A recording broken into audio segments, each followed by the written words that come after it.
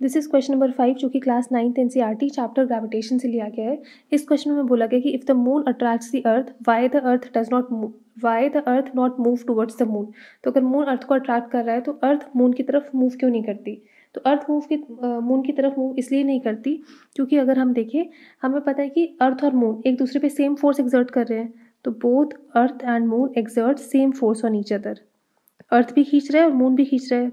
Both earth and moon exert same force on each other. तो अगर दोनों ही same force कर रहे हैं, exert same force on each other, तो दोनों एक दूसरे पे सेम फोर्स एक्सर्ट कर रहे हैं। बट हमें पूछा गया कि अर्थ क्यों नहीं मूव करती मून की तरफ। ऐसा इसलिए हो जाता है क्योंकि अगर हम एक्सेलरेशन देखें जो अर्थ की वजह से आते हैं मून पे, तो एक्सेलरेशन क्या होता है, फोर्स अपॉन मास। ठीक है, अब हमारे पास क्या है, मास ऑफ द अर्थ हमें निकालना है क्योंकि एक्सेलरेशन ड्यू टू एक्सेलरेशन हमें अर्थ की निकालनी है। तो अगर हम मास ऑफ द अर्थ रखें तो मास ऑफ द अर्थ क्या है, बहुत ज़्यादा है। तो हमें पता है फोर्स तो सेम है।